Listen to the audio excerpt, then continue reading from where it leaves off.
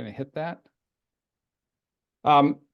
So my name is Kevin Miles. I'm the Chief Operating Officer at Arthur Smith Advising. Here to welcome you to our webinar about building academic success, or academic resume for college admission success.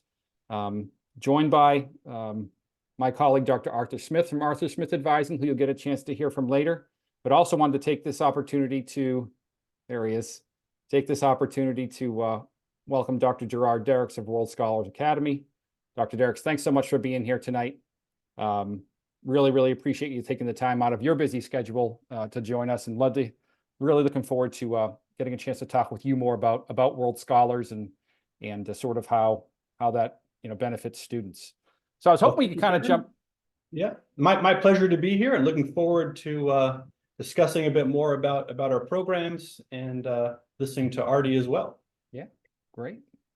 So I was hoping we could kind of jump right in. If you could just give us a little bit of background and sort of your work history and sort of how everything with World Scholars came to be.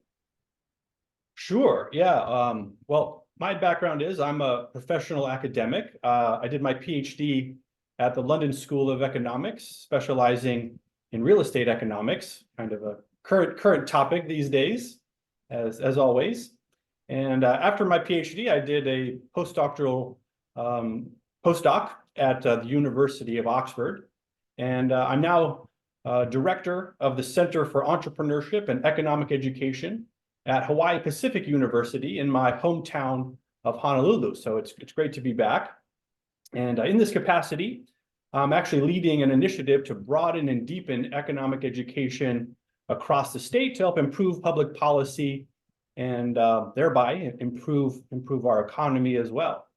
Well, circling back to World Scholars Academy and how I got into starting this initiative. Well, I originally started World Scholars Academy while I was living in Oxford, and it's because in Oxford there's a vibrant summer school industry, and I've always greatly enjoyed tutoring students and teaching in general. And while I was in Oxford, I was an instructor on a number of programs. And what inspired me to start my own program was actually just the feedback of my students. They love the interactive courses that I designed with a focus on deep learning, and would often reach out to me after the program to express their appreciation. And I started World Scholars Academy because I wanted to be able to offer this, design my own program specifically, and be able to offer this to more students. And so that's how I started this, and why I'm still doing this today. Love what I'm doing. Great. Thank you so much for that. So could you talk a little bit about, for our attendees, and just a quick add on, if anybody has any questions, I'm sorry I didn't say this earlier. If anybody has any questions, feel free to put those in the chat throughout the entire presentation tonight. I'll be answering questions alongside my colleague from Arthur Smith Advising, Brandon Crystal. So please feel free to ask any questions you might have. But I was wondering if you could just tell us a little bit about the different academic areas that World Scholars Academy offers to students. Sure.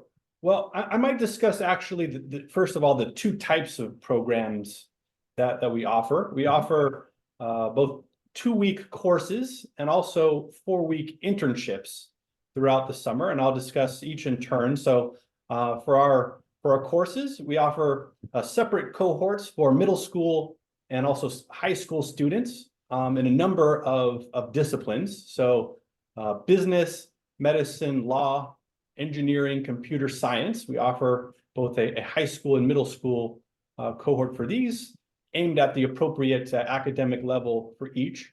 But we also offer now some high school specific courses. So a course in mathematics, which you need basically some background in algebra to be able to navigate successfully. Also international relations and creative writing. And for these courses, they take place over 2 weeks. There's 10 classes, 2 hours each, also with about 1.5 to 2 hours of homework for each class.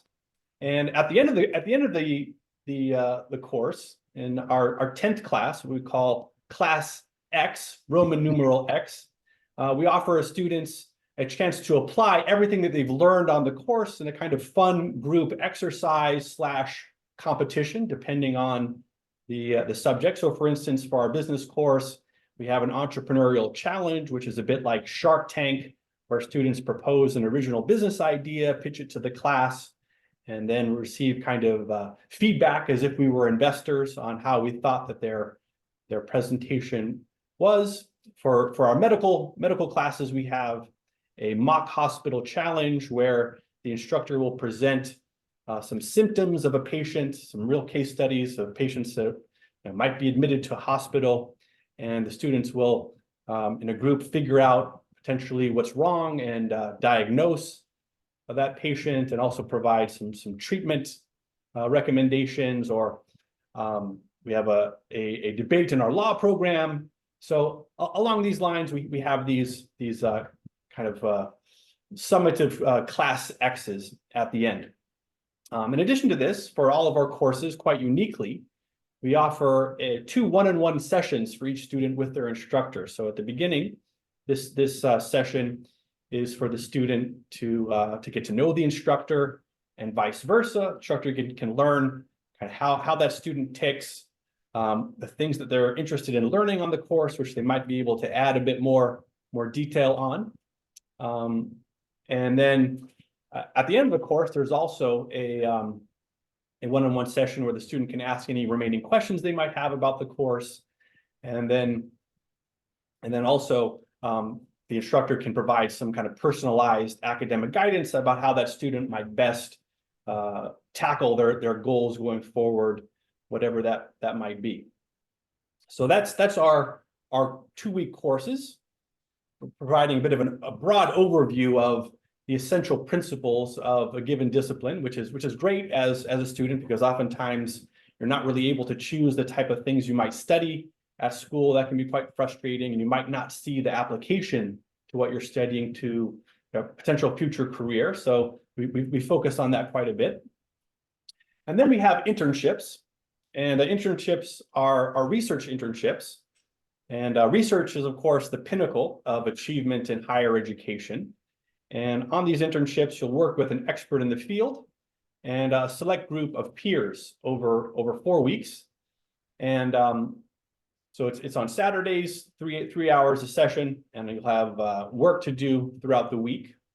And on these internships, you'll learn you'll learn some in-depth knowledge about a particular topic. You'll become effectively an expert on that topic, and you'll learn how to interpret research results in academic papers. You'll learn academic writing style, structure, how to support your arguments in an effective way, and you'll also publish an original paper on your topic with others in your class. And we offer research internships on a number of academic subjects, so business, medicine, law, engineering, and computer science. And examples include that we're offering this summer hypersonic flight, cross-cultural business negotiations, spinal cord injury repair, and many others. And so, yeah, throughout these research internships, it's really a chance for students to learn how to manage a tough project that's perhaps a bit beyond their current level. They have to push themselves and their current capabilities, and it can really grow as a result. So those are our 2 programs, courses and internships. And those sound outstanding. So, it certainly sounds like students are going to receive a top-notch experience, right? Could you talk a little bit more about who sort of oversees these courses? Who's directing these courses? Who teaches those? Sure. Yeah. So we exclusively recruit what we consider to be world-leading instructors from only top research universities, so such as Oxford, Cambridge, also top U.S. schools like Harvard. And we believe that it's really important, actually, if you want to achieve the highest levels of success, that you work with the best people in a field that you possibly can. So there's nothing like a world-leading mentor, someone who's done it before, who knows what it takes and can help you overcome those initial pitfalls, especially when you're starting out in a subject where you might get discouraged and veer off, to give you that encouragement and the essential understanding of what it takes to succeed in a field. And not only that, I think it's also really useful for students to see their instructor as just another human being. There's the tendency, especially when you're a younger student, to look up to people and think that they're somehow almost superhuman. And so to get a sense that actually, oh, this is actually a normal human being. They've just applied themselves to a great extent in a particular area, that I could do that too. And I know things will be difficult, but I can overcome those challenges and become just like this other mentor that I've had. That provides, well, a lot of motivation and inspiration to try to aspire for more, which is what young students need. They need a bit of guidance. A lot of students, and myself included, when I was that age, didn't really know what I wanted to do. Well, I didn't have enough exposure, and I didn't really know how I compared to others. And this gives students a chance to do that in a way that gives them positive feedback and a positive experience. And kind of along those same lines with the experience, and you mentioned some of the challenges, and obviously engagement is a big one, especially when you're kind of in an online world. How do these instructors ensure that, students stay engaged, that the courses are interactive? Sure. Well, our courses are all online, and that allows us to assemble as international a cohort as possible, and also bring some of the best instructors to students. But all of our classes are live. There's nothing pre-recorded. So a lot of other programs will have much of the sessions, or especially with the main instructor, be pre-recorded. That's not the case for our programs. We also have a maximum class size of 6 students. So our average is lower than that. So it's actually a very intimate experience, a very small group experience. Instructors get to know their students get to know their instructors, and also the other students on the program. And of course, because it's live, everything's happening in real time. Students can ask questions the moment they're appearing, bubbling up in their mind. And we also schedule regular substantial group work activities throughout the courses. So breakout sessions and these interactive class X activities, and this facilitates this collaborative environment where everyone's learning from each other. Right. And so earlier in the presentation, you had mentioned how there's different age groups that these programs are offered to. Mm-hmm. Are there any types of prerequisites that students need to have coming into the programs? No, there aren't any prerequisites. So you don't have to have any background at all, no understanding at all of any of the programs that you might want to join. But at the same time, they're challenging enough that they're going to offer also fresh challenge to students who already have experience in the subject, or also fresh insights that maybe students weren't aware of beforehand. That said, in our courses that do tend to disciplines that do tend to have mathematical content, we do suggest that students in the older cohort, 15 to 18, the high school cohort, have at least their first year of algebra behind their belts, and that's really a requirement for our mathematics course as well. But other course, it's a bit optional, but to get the most out of it, you really need to have that first course in algebra. And typically, when you're entering high school, you will have already had that. So, but just as a little proviso there, that's useful if you're studying something like business or engineering, computer science. That would be useful. But other than that, there's no specific recommendations. You can come in with a blank slate and not feel like you're out of your league. Great. Thank you so much. And we have a question here. I know we're going to do like an official Q&A towards the end, but I wanted to just throw this out there from one of our participants. They're asking, are the programs graded or certified? So the programs are not graded. We do, however, because we offer such a small group experience, our one-on-one tutorials, our instructors are able to provide a personalized letter of recommendation for students.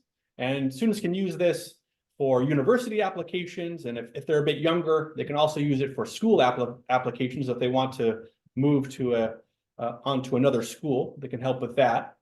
But students have to perform at least well enough that the instructor is comfortable in actually recommending them. And typically this isn't a problem, but it is a bit of a proviso that you have to perform at a satisfactory level for the instructor to be able and willing to provide that letter of recommendation, which we offer to all students that do complete our courses successfully. And also for the internships, well, you have to participate and work enough on the program to earn your authorship of the final paper.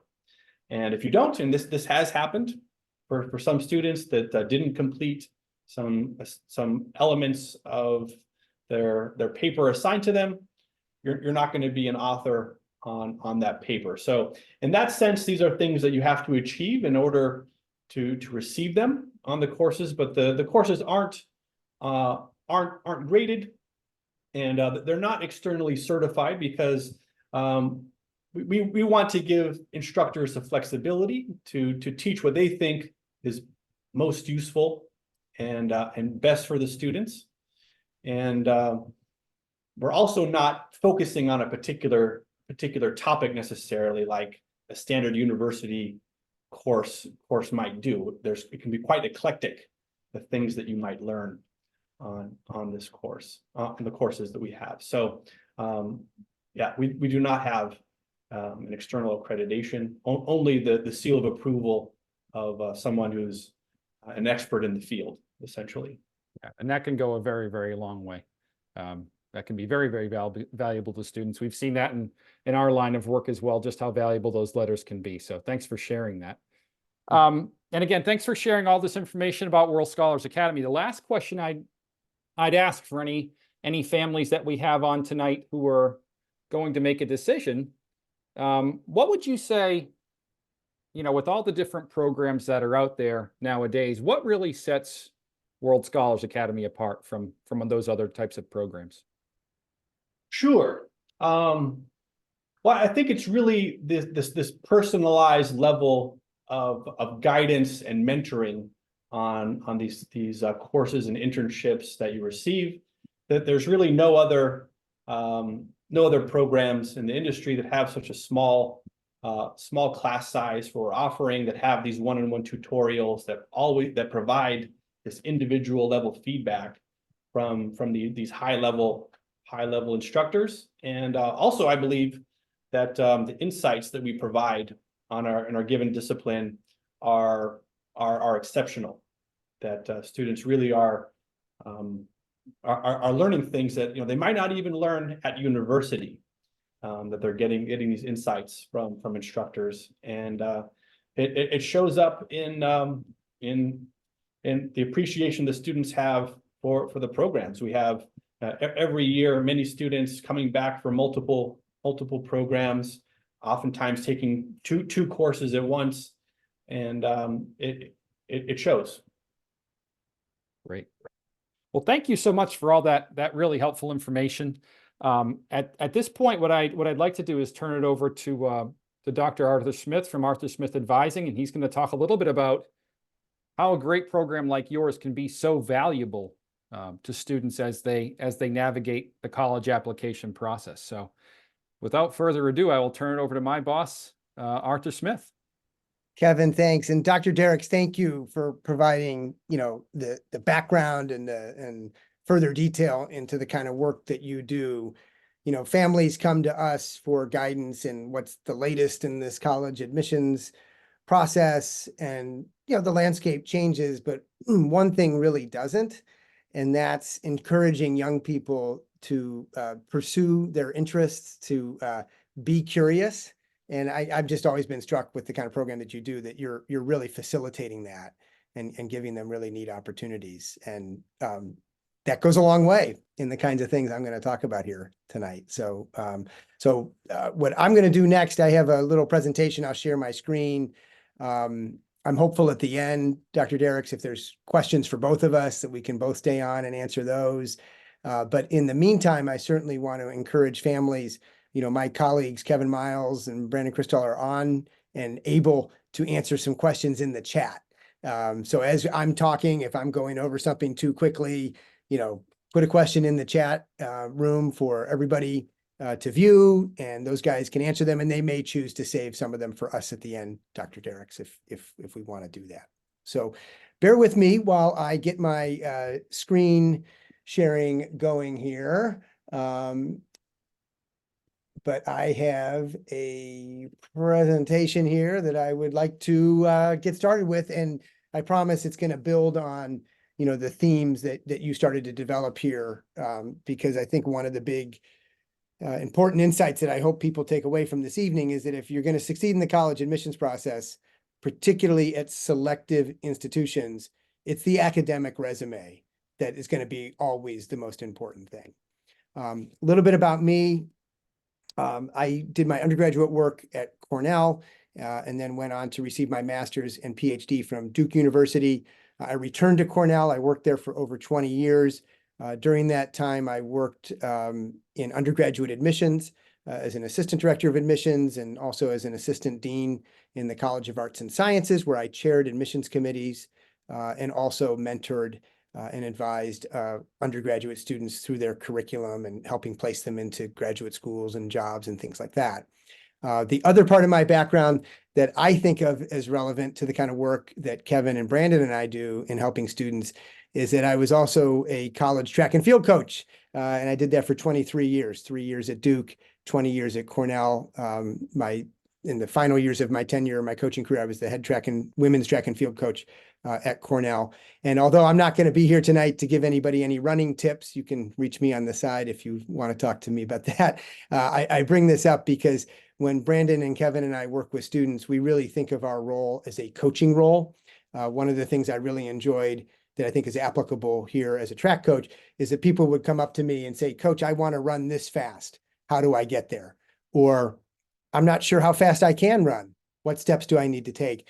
And we try to bring that kind of mentoring mindset to helping students and families through the process of identifying the best possible college fit for their kids, and also kind of delineating the steps that students should take to kind of coach them to be successful in that process. I also have mentioned already that my colleagues, Kevin and Brandon, are on the call. I'm grateful they've taken time out this evening to organize this and to be here. Both very experienced between them, about 40 years of experience in college admissions and financial aid and career services. And they do a great job helping mentor our students. We take a team approach at Arthur Smith Advising. I provide overall guidance for all of our students and families, but these two are terrific in working through with their individual students the important steps to coach them to be successful. So we are a small team, but we think that smaller team really allows for greater individual attention with each student. Thank you, Kevin and Brandon, as questions come in tonight, for handling any questions in the chat box. A little bit more about my firm, just before I dig into what we're really here to answer tonight. We provide one-on-one virtual counseling, and again, a coaching service, if you will, to be successful in the admissions process. We take on students at any stage of their high school career. We have 9th graders and 10th graders for sure, and students sign up with us in 11th grade and even at the beginning of 12th grade. For any families here that are interested in learning more, we do happily offer an initial 30-minute complimentary consultation to discuss your needs, learn more about your student, and discuss how we can assist and help and guide the whole family through the process. And, over the last 4 years, I've been, really proud of the work that our students have done. Very consistent results with the process that we advocate, and based on the experiences we've had that we've been able to kind of leverage to help our students. I'm really pleased that 90% of our students in these last 4 years have been admitted to one of their top 3 schools. I think what I'm even more proud of, though, is the sheer breadth of opportunities that our students have had. In those 4 years, our students have been admitted to more than 300 different higher education institutions around the world. So it's not a cookie cutter approach here. We really think it's very important, just like with World Scholars Academy, that we're providing as many opportunities in as many disciplines as we can. Just in the last 2 cycles, each year, we saw results with the our cohort being admitted to more than 200 colleges each of those years, which was great.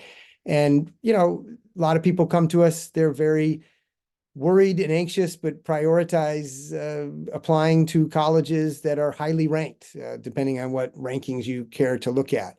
And certainly understand those ambitions, don't want to prevent students from pursuing that. And we've had great results with those highly ranked and highly selective schools. You can see some of the logos of a few of them up there, but every school in the most recent US News Top 25 rankings, this past year, our students received offers to, and as you can see, with many of them, there were multiple offers of admission, across our cohort. So proud of the results, really very proud of what our students have done to achieve that.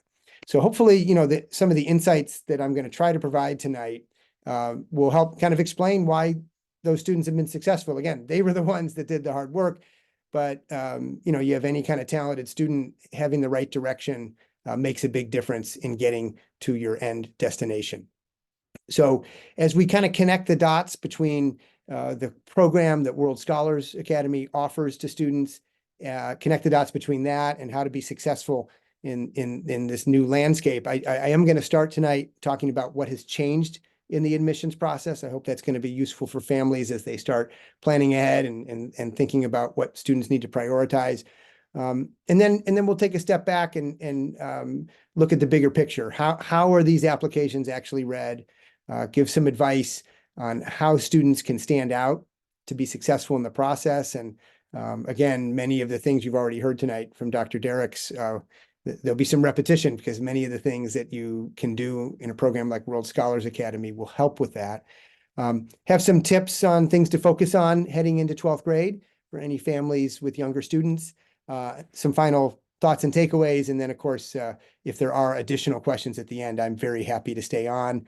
Want to encourage people again during my talk to not be shy about sending questions through the chat box for Kevin and Brandon to answer.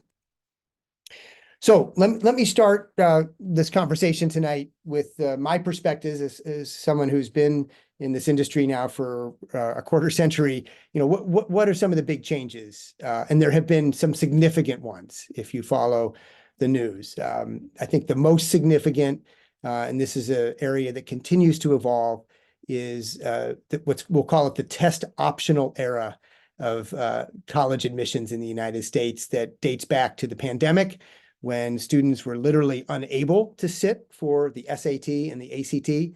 And the vast majority of colleges in the United States moved to no longer requiring the SAT or the ACT as a part of their admissions process. You could submit it if you were able to take it, but it was no longer required. Now, one of I think the misunderstandings that I was going to say tragic, but that's overstating it. But a frustrating, I think, misunderstanding that a lot of students have when they heard test optional is that, okay, they're not requiring this anymore. It doesn't matter. I don't need to submit mine, or I don't need to focus on that. And that's a misreading of what this test optional era means and has operated. To me, test optional, a better way to think about it is test opportunity. It's important to know that students the last several years at the top universities in the United States have not necessarily needed a strong test score or a test score at all to gain admission. For the first 3 years or so of the test optional policy, a full 30% of the students at these Ivy level institutions were not submitting test scores. That's a big number. 5 years ago, that number who was admitted without a test score was 0%. So, there's a path forward at schools that don't require it. But let's also note that 70% of the students who were admitted did submit a test score. And when you look at the students who applied, 50% submitted test scores and 50% did not. Okay, 30% who were admitted the first 3 years did not have them. So clearly, the emphasis was still if you had a very strong test score for that institution, that was helping you. And I would note that the information we're gathering in this past cycle, that statistic has skewed even more in favor of students submitting test scores, that the figure was more like 80% of people that were admitted to these top tier institutions were submitting test scores. So a takeaway from this era is that it's changed. You don't have to have a test score, but if you don't, it's putting enormous pressure on the rest of your application, and you may be at a disadvantage. So here is an opportunity. And if someone cares about this very competitive process, why would you not take advantage of the opportunity to try to enhance your application? Now, this whole landscape is shifting once again. Just in the last 4 to 6 weeks, several of the most competitive and selective colleges in the United States have announced that they are now going to be requiring standardized testing again. They've looked at the data and decided that they'll do a better job in selecting their class, that this test optional path has not really served their needs. There are 8 Ivy League institutions. For next year, 4 of them are going to be requiring test scores again, at least as of today. This could change again, but as of 3 o'clock this afternoon, that was Harvard, Yale, Brown, and Dartmouth. Now, 2 days ago, Cornell announced that in the fall of 2026, so next year's cycle, the kids that will be freshmen in the fall of 2026, so current sophomores, that when they apply to Cornell, that test scores will again be required. So a year from now, it'll be at least 5 of the 8 Ivy League institutions are again requiring test scores. Caltech 2 weeks ago again announced that they were again requiring test scores. MIT been requiring them, and same with Georgetown. Some schools really have stuck to requiring the test scores, but we are seeing the pendulum swing back at the most selective and most competitive schools. So it would behoove a student moving forward, in addition to all the other things that we're going to talk about that are part of the process, to not ignore standardized testing if the goal is a highly selective college and university. I want to emphasize something very, very important, however. The vast majority of institutions in the United States, colleges and universities, are not highly selective. I really want to emphasize that. There are hundreds of terrific colleges and universities in the United States. This country is blessed with incredible depth and breadth and variety of higher education institutions. Most of them are not selective. If you're not selective, this is not meaning that your school is not terrific. There's just a philosophy there of admitting a greater number of students for whatever reason. It is unlikely, the way I see things, and trends so far support this, it is unlikely that these schools that are not so selective, that they are going to go back to requiring standardized testing. This is a tool for selectivity. And so for many universities that are focused primarily on enrollment as their admissions process, and they still provide great educations, test optional is highly likely to remain their approach. Now, we'll see, things could change, but what I'm talking about with standardized testing really applies to a relatively small number of universities. I would direct people to the US News top 25 rankings. And right now, even most of them are still test optional, but that pendulum may swing back to more of those highly selective schools doing so. So bottom line, why not prepare for the tests? If it's a test optional school, it can still help you. And for schools that may start requiring it again, it's very important that students prioritize this over the next couple of years. Another fundamental change to the way these schools do admissions is a result of a Supreme Court decision this past summer involving a case involving admissions at Harvard and also UNC. And the Supreme Court ruled that institutions can no longer consider a student's race or ethnicity in making an admissions decision. So although on the Common Application platform, students still can check their race and ethnicity, that data is no longer shared with the admissions office and is no longer a part of a decision, either to deny or to accept. This fundamentally changes the way many admissions offices look at things. Not that race was a primary decision-making factor, but it was part of the puzzle of constructing a class. Now, the Supreme Court did say that a student certainly would be free and could be encouraged to speak to how their race or ethnicity or life background has shaped the kind of person and student that they are. So there's nothing that prevents a student from speaking of their family background, life circumstances, challenges that they may have faced in society. And as a result, many colleges added to their list of what's called supplemental essays. I'll talk more about that in a little bit, but essentially each institution to the Common Application adds additional essay questions that are specific to their school. And many schools added to their list of supplements questions that encourage students, that ask students to speak about their community that shaped them, their identity, family background. And many students took this as an opportunity to speak perhaps about facing racial discrimination or dealing with living in as a majority student in a diverse culture, whatever it may have been. Students took advantage of this. And I find these questions to be great. It's another opportunity for students to showcase the environment, the family, the identity that has shaped the person they have become. The academic resume is critical in the application, but these college admissions people also want to like you. And any opportunity a student has to talk about their background in a meaningful, compelling way will help. But fundamentally has reshaped the way that admissions officers will look at an application. Another point I would make that I see evolving is the way that essays are reviewed in this process. Let's be clear, even as standardized testing returns as a requirement at some schools, essays have become even more important than ever.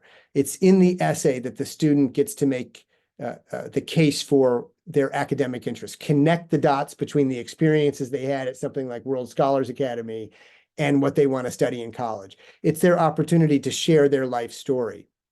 But admissions offices might be looking at these essays perhaps a little bit differently than people think. It's not necessarily the quality of the writing. Now, don't get me wrong.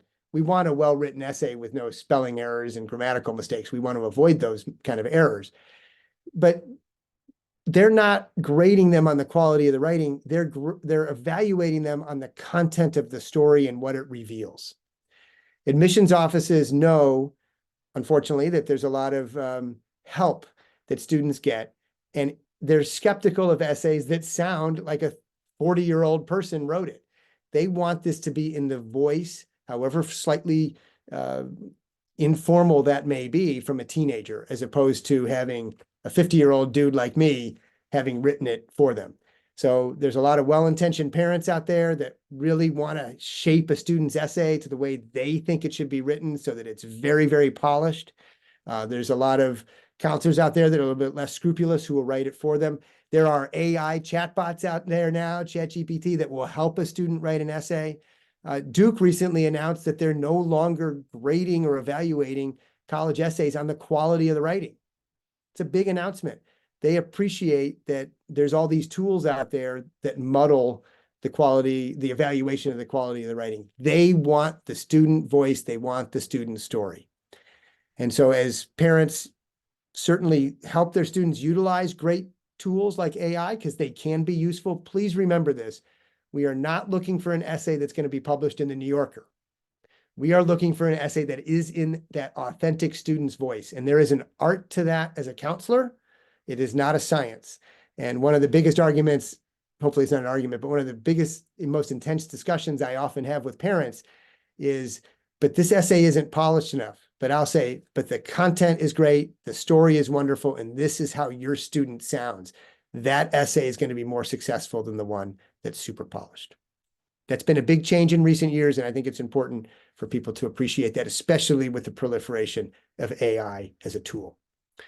Finally, due to the ease with which the Common Application makes it for students to apply to multiple schools, given the existence of test optional at the vast majority of institutions, there has been a huge increase in the number of applications to these institutions, but there has not, at most places, been a corresponding increase in the size of the admission staff. So as a result, we are seeing less time spent on applications. Students spend months crafting these applications, but there might only be 10 to 12 minutes spent on an application at a particular school, which puts a little bit more pressure on the student to make sure that what they're piecing together in their story in the application makes an impact, that you don't get a no right off the bat because you neglected to do something that was very important. So let's talk a little bit about, how these applications are read so that you can get a sense, I think, of the things that need to happen so that you don't get that initial no right off the bat. So when students apply to universities, they're usually using a platform called the Common Application. The vast majority of institutions in the US accept this. It's a single application that then goes to each institution. There are a few noteworthy exceptions. The University of California system, MIT, Georgetown have different platforms. And there's something called the Coalition app that many universities accept as well. But regardless of the platform, students are submitting their applications online, and they're submitting them in the thousands. So as a university receives the Common Application from a student, they're not just getting a couple hundred these days, they're getting thousands, they're getting tens of thousands, maybe even over 100,000 applications. And when they receive that application through the Common App or whatever the portal is, something that's really important to understand is that students are initially organized into geographic region. So yes, the academic interest or proposed major that the student indicates is important. And there still are some schools out there that admit primarily by major. But at the most selective institutions in particular, it is a geographical sort that defines the path the student's going to go down in the application review. So for example, I chaired a committee at Cornell for the West Coast for many years. I grew intimately familiar with the different high schools in my region. I even knew when a particular teacher at a school was a particularly harsh grader. You just drill down into your high school and you know the strengths and weaknesses of each high school. So it's important to understand that if you have a student who lives in Los Angeles who's interested in biology, they're not going to be compared at most of these selective institutions with a student who lives in New York City who's also interested in biology. If that student has a cousin in St. Louis, they're not going to be compared against their cousin. Their first group of people that they're going to be compared against are their peers at their own high school. And then more broadly, the students in that particular region. So it's a little bit of a harsh concept to think about, but more often than not, a student's good friends and peers and classmates, that's their quote unquote competitors in this process. So as students are considering the best school list, it is useful to be mindful of, are there 50 other people from my high school applying to this university? That doesn't mean you should be deterred, but you do need to be aware that that's the line that you're getting in. Now, I should also note that it still does matter what a student indicates in their application and their essays, what they're interested in. And I'll talk more about that on a later slide. But once you know that you're sorted by geographical region, there are still lines within that region. And lines, I meaning by a line of applicants to particular areas of study. And again, I'll talk more about that on a later slide. But first sort is geography, and then they start considering, the nature of your academic interests. At that stage, these committees start sorting applicants into, we're leaning towards a yes, a maybe, or a no. Sometimes people are refused right off the bat. I'm not aware of any selective institution that says yes on the first read, but if you're heading in that direction after the first read, that can help. Committee members debate in the second round which way they want to move a student, and then a final decision is made. Now, I want to note that regardless of the admissions round that a family and a student is directing their application. This process is the same. What do I mean by admissions round? Most universities have 2 rounds of admission. There's the early round, where applications are due November 1st, usually some are in October, but we'll call it November 1st. And then there's a regular decision round where applications are due in early January. This process is the same for either round. It's important to know, however, from a strategic perspective, that if a school offers an early round program called early decision, that can be a significant boost in a student's chances. Why is that? In early decision, you are saying to that university, if you admit me, and they'll let you know either way on December 15th, I will attend. And knowing that you've committed to that university, they look at you more favorably. And many of these schools have admit rates that are 3 to 4 times higher in early decision. The other early round is something called early action. You can apply to as many early action schools as you want. The big difference with early decision is that if you are admitted in the early action round, you do not have to attend. There may not be the same boost, however, because you have not signaled that you're definitely coming. And then the other round is regular decision, early January. Students find back their result at the end of March. Again, the process, sorting geographically, then looking at academic interest, is the same in either round. So in either case, I hope these perspectives are useful in how do I stand out in either of those rounds. Understanding that if you do early decision, you're already helping yourself, but even so, it's still competitive. And in any situation with these selective institutions, it is a holistic process. Holistic meaning in this sense that there are several factors that impact whether you're going to be admitted or not. There's not one single factor that will make the sole difference. Now, some of these factors are more important than others. To the theme of our conversation tonight, the academic resume is key. So terrific grades in a very rigorous curriculum are always going to be the first area of inquiry by the admissions committee. We talked about standardized tests already, so I will not belabor that point, but that can also move the needle, even in a test optional institution. So taking a rigorous curriculum, really quick note here, sometimes I talk to families who are nervous. Should I take that AP class? I might get a B and I want to maintain my 4.0. Please understand, a B in an AP class is always considered better than an A in a regular track course by a college admissions committee. So we look at the rigor, then we look at terrific grades. Perfection is not the goal here. It is challenging yourself and then doing exceptionally well. Now, as someone goes through their academic career and their transcript shows rigorous courses and top grades, now we're asking ourselves, what is this student interested in? And this is really the next opportunity for a student to really stand out. Developing unique academic interests. I don't want to discourage a student from pursuing computer science, but that line these days at most universities is extra long. Is there a related interest to computer science, data science, electrical engineering, computational mathematics that a student can develop interests in that's still authentic and sincere to them? But that line, it's like getting into the shorter checkout line at a grocery store. Nobody likes to stay in the line with 20 people. If we can get out in a quicker line, we want to do that. So developing a unique academic interest that your student actually can develop a resume in. It doesn't really work well if a student says they've done only computer science things in high school and now they say they want to be an English major. You have to show and develop these unique academic interests.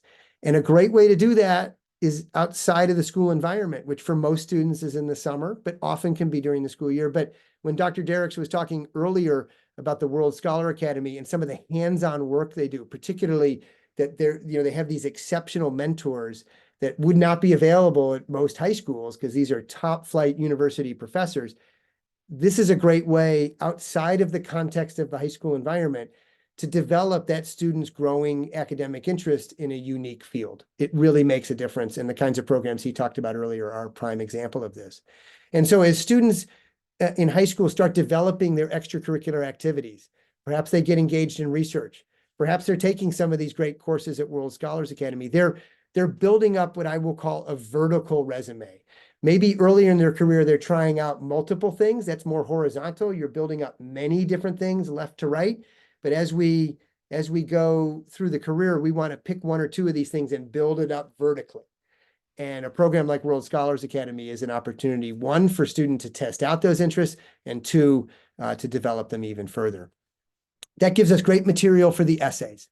The supplement essays, these are the essays that each institution has in addition to the common application. These are essays that are specific to that school, that usually ask a student to reflect on their academic interest and goals. Experiences like World Scholar Academy can provide great material for that in connecting the dots. It's in the Common App essay, though, that the student has I think, a really important opportunity to differentiate themselves between other students who are great in the classroom, great testing, who do programs like World Scholar Academy as well, by showing their likability. It's the Common Application personal statement where a student really gets to demonstrate the personal attributes they have that will make them appealing to a campus community. These are usually not academic essays. These are essays where we want the student to be likable, not necessarily a popularity contest, but what are the attributes we like to see in people when we just meet them? Well, they're not that different from what admissions people are seeking in building a class. They look for people that are resilient, young people that have had a setback, but can figure out how to bounce back. People that are taking hard courses, challenging themselves in things like World Scholars Academy and navigating that. Resilient people we all find to be very, very interesting and appealing. We want students that are curious. Again, taking time out of one summer or during the year to take programs like World Scholar Academy demonstrates that curiosity. This is not required for a student to do a program like this. When they're taking that extra step, that kind of curiosity, genuine curiosity, is very appealing to admissions offices. And certainly we all like people that are compassionate and empathetic, and admissions people in this polarized world certainly want to admit people with that kind of background. Now, it's letters of recommendation, in addition to the essays, that can allow an application to show all of this. Admissions people take very seriously the comments of professional mentors in describing some of these attributes, not just someone's academic performance, but the kind of person they are. So the guidance counselor will write a required letter of recommendation. Students usually have to pick 2 teachers from their school as well. And then many institutions provide an opportunity for an additional optional letter. And I was so glad to hear Dr. Dericks talk earlier about how in World Scholar Academy, assuming a student earns it, there's an opportunity perhaps for their mentor in that program to write a letter, and that can carry significant weight, because not only are we speaking to their academic curiosity and excellence, but perhaps some other really important attributes as well. Last but not least, one of the things we do is help prepare our students for interviews. It's rare these days that interviews make the difference, either in being admitted or not admitted, but just in case it could make that difference, we want to prepare students, and that's a good life skill to develop anyway. And certainly, anytime a university offers an interview, declining it is something that could harm. So let's do no harm. Let's prepare for the interview, give a student an opportunity to check that box. Kind of to start wrapping up when I'm talking about, a good way to prepare heading into 12th grade to have this kind of standout application is to begin by simply building a college file. We like to see our younger students build a resume, build a list of their accomplishments, partly so they don't forget them later on. It's always amusing to me how 11th graders can't remember what they did in 9th grade. So partly it's to keep that record, but also I find that when students start keeping track of things, it builds their confidence. It makes them want to go achieve something else. So encouraging students to keep a record of their activities is great. We want them to excel in demanding curriculums. We're here to advise on that sort of thing, choosing the right curriculum for them without stressing them out, but still giving them a chance to push themselves. I've talked a lot tonight about testing, and with the pendulum slowly swinging back at the selective schools, emphasize the selective schools with requiring testing, test prep is advised. But I do want to make sure that our younger students are testing out a lot of different activities. And so I love, again, with World Scholars Academy, this is a chance to test out new interests, even as much as it's an opportunity to go more deeply into an interest. So we want to see our young people try new things. I have a lot of parents of younger students very worried that their 9th grader doesn't know what they want to do yet. And I always say that's good. High school is going to help them figure it out. but we want to provide them the guidance so that during their early high school years, they're trying on multiple interests, and then we can help. It's almost like a funnel. We start with a number of things, and then we funnel them towards what is going to become their passion. And then along the way, we're hoping that they're developing the initiative and the independence to pursue those passions. Nothing works worse on an application than some sense that the student was forced into doing something, that they were kind of not being proactive. We want to see students who are proactively seeking out their curiosities and learning more. Again, programs like the World Scholar Academy help with that. Leading into 12th grade, useful for students to start thinking about essay writing concepts. Essay writing is a muscle. Any kind of writing is a muscle. It's hard to be in good shape with that muscle if you don't think about it until 12th grade. So we work with younger students on the kind of the tone, the content, the personal growth reflection that can be useful in these essays. And then last but not least, even a ninth grader can begin thinking about, what is it that I like academically? What is it that I like about this high school? So what will I like in college? And so even at a younger age, we can start building college lists. And as a former coach, I want to encourage our young people to aspire to whatever their dream is, whatever their goal is. We're not going to turn students away from going after the top schools. But I mentioned earlier that one of the things I'm most proud of is that our students, and we do not take on unlimited students, but the students that we've worked with have been admitted to more than 300 different colleges and universities. I'm very proud that our students have very balanced lists. So we help them identify these great schools that they've heard of, but we also help them find some schools that maybe they weren't aware of beforehand. I like it that my students have multiple options at the end of this process. And I think encouraging that mindset with young people from the beginning, that there are multiple great options out there, is a very healthy way to approach this. To sum up, before I take some questions, and by the way, our QR code there, if you want to get to our website, will take you there. Also, the link to the website is there. But when you go there, if you would like to set up a meeting with me or one of my colleagues to talk further, we have a contact page there where you can schedule that meeting. Please feel free to check out our website. But again, to summarize, let's make sure as students build up this academic resume that will be successful, that they're choosing a challenging curriculum, that they're testing. Let's not forget that personal attributes, that's why we're in education, to develop that. And students who develop the resilience, curiosity, empathy, and initiative in their lives, they're going to be successful no matter what, but that will be reflected in good results on the college applications as well. Never too early to start planning ahead so that you can be successful.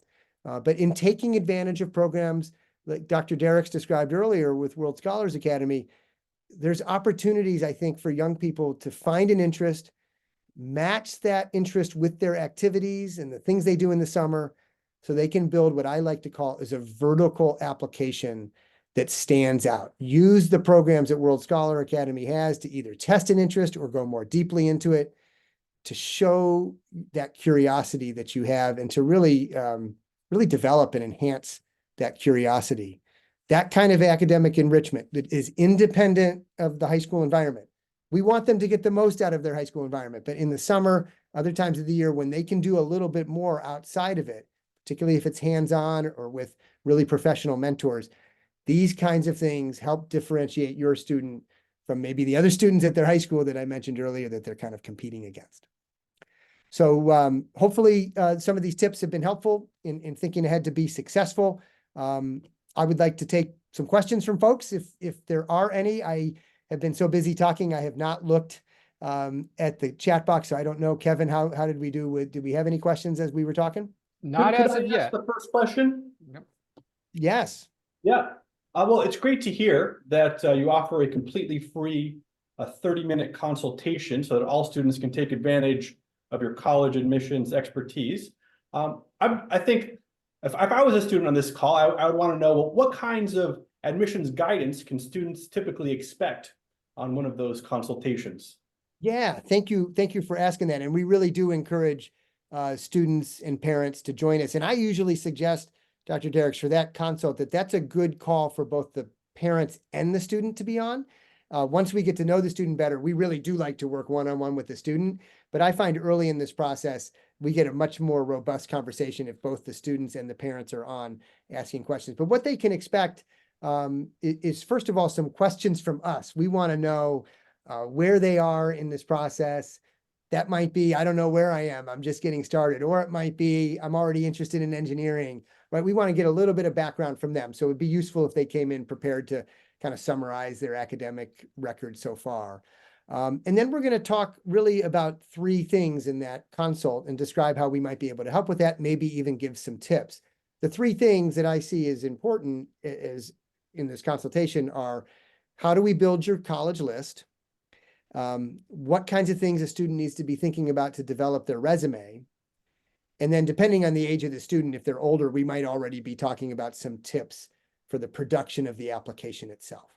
And of course, all of these things are probably multiple meeting endeavors to really dig into them. But even in a consult, we might be able to, even if, that might be helpful for a student and a family to even get some of those tidbits right off the bat.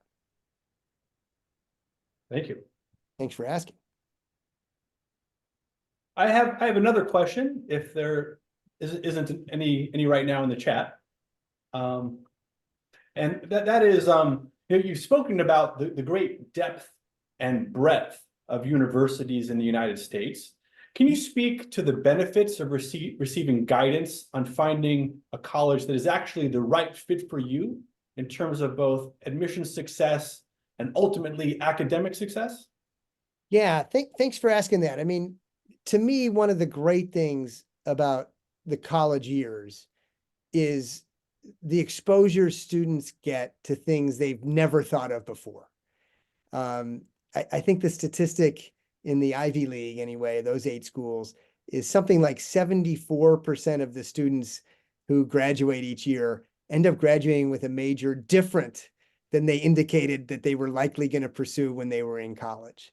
And so people will often ask me, well, why does it matter then? Colleges know this is going to happen. Why does it even matter to, on the application, focus on an area to show that you stand out in this area if you're just going to change your mind? Because colleges want to know that you have the ability to find a passion and pursue it. And so to your question about the value, the need to have guidance in this list, given the range of your interests, we want to be able to find the schools that offer not just that interest, but the areas you might plausibly go into. Some students we know are going to go into STEM for sure. So maybe we don't need a liberal arts institution. That's fine. But we also want to find that STEM institute that gives the range of majors they're likely to go into, but also, I think very importantly, the kind of environment they need. And a student probably across the board has never done this before. This is the first time they're doing it. And we want to be able to provide our years of experience in understanding these colleges and universities to provide a nice range for them to start visiting if they have the means and the opportunity to do that, but also just have the information to bounce it off their parents. And I think this relieves a lot of pressure from the parents, because if there's any teenagers on the call, I'm not casting aspersions here, but I think all teenagers that I know would rather get this advice from their coach than from their parents. And that's not knocking their parents, and that's not knocking teenagers. That's probably been true for the last 10,000 years. So, being able to provide kind of unbiased guidance for that student in here's what it means to go to an environment in a college town. Here's what it means to attend school in a more urban environment. Here are the pros and cons. We've been there. We've helped lots of students through this. And I think students are more open to that when it comes from an expert. Arnie, we have a question, a really great question from the chat. We talked a lot about that vertical application. So does participation in pre-college summer programs, like for example, a business course followed by taking part in FBLA, let's say in high school, and then some state competitions, would that create that type of interesting vertical application that colleges are looking for? That's a great question and a great example. And I would say, yes, that student is on the right track. Why is that? They're testing out this interest. The admissions committee is kind of seeing the evolution of the testing that the student is doing for themselves. They've taken the course in the summer. Maybe it's at a college, maybe it's through World Scholar. They're they're igniting the flame of interest there. But then they're applying that back in their school environment. And in whether it's FBLA or some other related club, hopefully developing some leadership in that and demonstrating that this curiosity that's been ignited in the summer, that they're carrying that through. And then what's nice with competitions is now they're showing their level of capability in that particular area. Now, competitions don't work with every particular academic interest, but this particular one with business is a good example of that. So yeah, that's connecting the dots. What I just want to make sure parents and kids feel okay about is you might test out an interest the summer after ninth grade in one area and realize that's not what you want. You're not going to get penalized for that. But it does mean that we need to, over the next year, find something else that one wants to do. But that's a great example of building something vertically, because you start from igniting the curiosity, then applying it back in the rest of your life at school. Excellent. I got another question that I can ask. What do parents need to do to support their child in the college application process? Great question. What I always hope for with parents, and I've actually never met a parent who feels otherwise, is being open-minded to what is going to make that student happy and fulfilled. And of course, I think all parents want that. But one of the things that can be very hard for all of us is when we care very deeply about something, we want to impart that in exactly that way we feel it on the ones we love the most.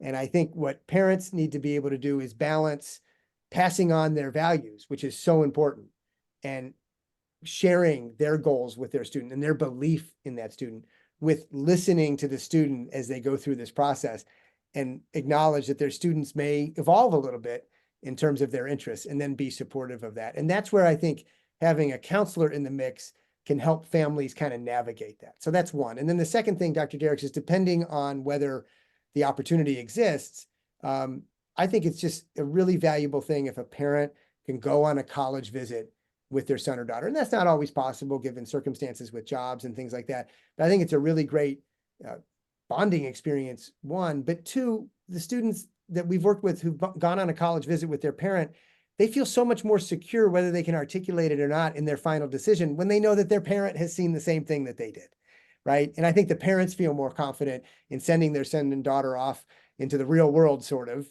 real world, when they've seen these sorts of things together. So whenever those kinds of visits or attending webinars online can be done together, I think that's very valuable. Thank you. What other questions? I'm not looking at the chat. I haven't had a chance to look. Nothing at the moment. Everybody, please feel free to ask any questions you might have. I'm going to add one other point, Dr. Dericks, to what you just asked. I often look at college, it's this easy thing to say. It's a big transitional period, right? You're going from the protected environment of the home to this place you're going to spend before you go off into the big bad world out there. And, it's kind of, it's a big change for students, right? But it's still somewhat protected, but it's also now more independence. And as parents support their students' independence in high school, what do I mean by independence? I'm not saying they go do this completely by themselves, but programs like you offer or some other stuff, that enables a student to do something on their own. Like the parent's not going to be in there helping them do every step of the way, and trusting the student to do an enrichment program and to do it on their own.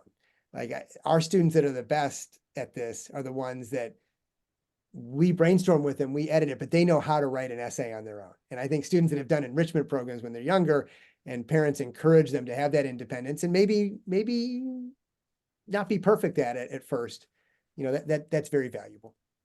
What is that process that you go to help the students kind of realize the path that might be most exciting for them? Because I remember when I was in ninth grade and even later, I was still very, very undecided, very unsure about what interested me and what I might be good at. I think that's probably a pretty common experience for a lot of students.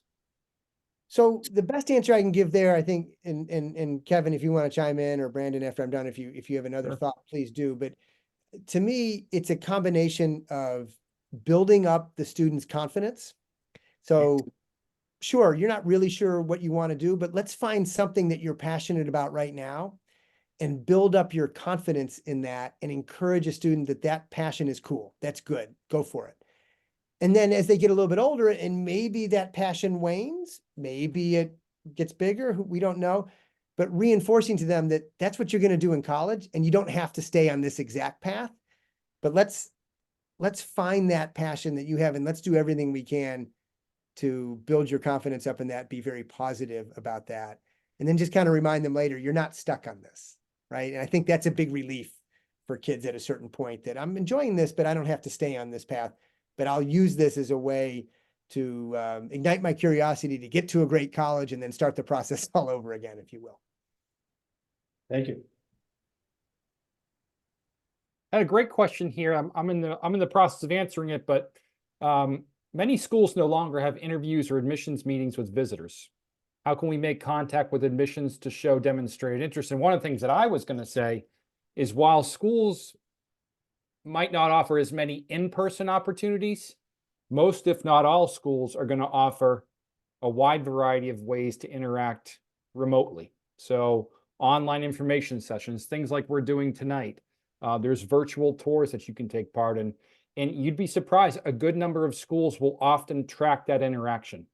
And Artie, I don't know if you want to add anything to that, but that's another great question. I would just really encourage folks, if you can't make in-person events, or if they're just flat out not offered, really try and see if there's any type of remote or online interaction available, because schools will look at that as well. I agree, Kevin, that's exactly right. There are virtual opportunities, and that's a great way to do it. Not every school tracks what's called demonstrated interest, right? Demonstrated interest is proof or evidence to that institution that if we admit you, there's a pretty good chance you might come, right? Because you hear stories of these tremendously gifted students with amazing resumes who are refused from a school that you would normally expect they'd get into. And it's usually not a problem with the essay. It's oftentimes the school just doubts that they're actually going to attend. So why would they offer admission? It's an enrollment game for them. And so if if they no longer offer the in-person stuff, signing up for the webinars is a way to do that. Another thing is to follow these schools on social media. That's a little bit less of a clear way. I'm not convinced that all these schools are seeing, of the 120,000 people following or liking their account, they're not necessarily tracking you on that. But what's the advantage of that, of following on social media? You're going to learn a lot more about that school because it's going to pop up in your feed. That's going to impact the quality of the essay that you write. And at some schools, if they do in fact publish the name of the admissions rep for your region, at a younger age, introducing yourself, asking an intelligent question via email. They'll answer. If they publish that, that's their job. They're planning to do that. And then when your name eventually comes up a couple of years later, they remember you. I would just say, I get a lot of parents that say it's kind of a panic thing in September of senior year. Okay, I'd like Johnny to start emailing all 15 admissions officers that he's interested in. And that doesn't work. Why is that? We're 2 months before the application deadline. If it was that easy, right, you wouldn't need us. That's not going to come across as particularly authentic or sincere. But if that opportunity is possible when someone's in 10th grade, sure, build that relationship at an early age when that's possible. But Kevin's absolutely right. When schools no longer provide this in person, or they don't provide a particular email address, sign up for any webinars that you can. Follow their social media so you can learn as much as you can about the school. And for folks looking to find where those email addresses or names may be published, the best place to look is on the school's admissions website. There could even be a tool where you could search, you enter in your region, maybe your zip code, and they'll provide you with the name and the email address of your regional rep for that school. Mm-hmm. That's a great question. Yes. Thank you. I think this slide's been up long enough, so I'm going to stop the share. Doesn't mean we have to stop. Doesn't mean we have to stop taking questions, but I'll stop the share. Now they got to look at our face already. Oh yeah. Yeah. Who knows? So, any other questions, Kevin, that you want to take, or Nothing that I can see right now via the chat. These have been some great questions though, for sure. I see a question here from Jay. It says, Oh, what do you advise a junior student to do at this time who has not done summer programs or have the standout extracurriculars? What do you think? What do you think of internships or job shadowing? well, one thing I would say is, and correct me if I'm wrong, Dr. Dericks, but I don't think it's too late for them to do an academic enrichment course in the summer if they knew what their academic interest is. And I do mean that. I'm not just saying that because you're here. I often, in the first meeting with a student in this kind of situation, will say, okay, well, what's your academic interest? What, if you haven't done anything yet in that, can we find a course? Can we find something outside of the high school environment that you can still, it can be explained as a late blooming interest, but it's not too late, right? That's one. But I will say, I love internships and job shadowing. Why is that? They're independent of their peer group. It shows a lot of initiative, especially if that can be connected to what they might want to study. Now, here's the problem. Teenagers are last in line to get internships, right? Recent college graduates, current college students are always going to be in front of them. But leveraging your network of friends and family and neighbors is a great way to kind of create your own internship. So it's not too late. And then I would finally add, this surprises people, but old-fashioned summer jobs are still valued. They are. I mean, that shows a lot of independence too. Not a lot of kids have time, not as many, lots of kids have time for it, but there seems like there's a group of kids that seem to have less time for that now because they're so busy with other programming. It's not a bad thing, but correct me if I'm wrong, but if you're still taking students, an academic enrichment program, it's never too late for that. Do students receive any success and maybe they don't have that network, or maybe not exactly in the field they want to go in, just to cold call or show up to try to see, can I just help out with anything? Kevin, do you want to take? Yeah, absolutely. How we handle that? Absolutely. And as we do our summer planning with students, that's one of the things that we'll talk about. We'll help develop that resume and help develop some of that outreach to, like you said, if a student doesn't have somebody in their personal network, how do we get that process started? And having worked in career services for close to 10 years, that's one of the things that we can really, I can offer students help with and walk them through that process. What does an introductory email look like from a high school student to somebody who's in the professional world? How do students in high school create LinkedIn profiles to use that as a tool? And that's one of the other things that we would work on. So it seems like kind of a insurmountable task for a high school student, but it really is just about putting in that work and making that initial outreach. Helps to have your guidance. Yeah. Coaching still can matter, yeah. but I will say this just as a closing thought. Coaching matters, but coaching's a lot more fun when you're working with young people who take this process seriously. And I think most of them, some people it's in 10th grade or 9th grade, some it's in 11th grade, but every teenager I've ever met, the light bulb goes on at some point. What am I doing next? And we enjoy coaching people who are ready to kind of embark on that next step. And it's really rewarding to students have these amazing strengths. It's really rewarding to kind of point them in a direction where they can utilize those strengths to find the next destination for them. So hopefully, I'm just going to say, unless there's some other questions, gentlemen, this has been really helpful for me and to hear Dr. Dericks at the beginning, and I hope some of the ideas that I threw out tonight at folks will be useful, and we would love to hear from people if they'd like to talk to us further.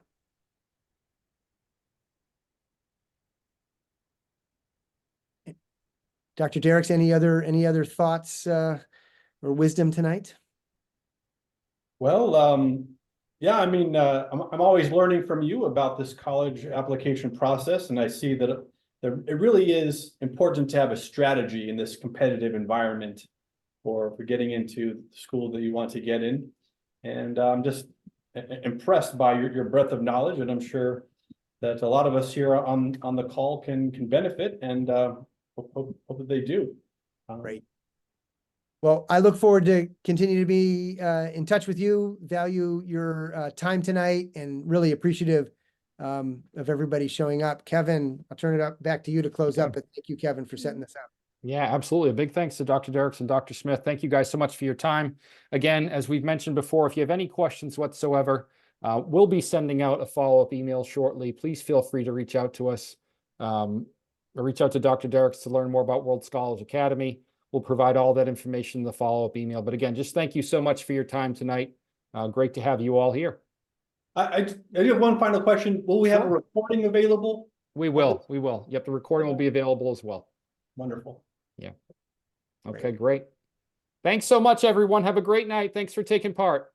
Thank you. Take care. Thanks so much.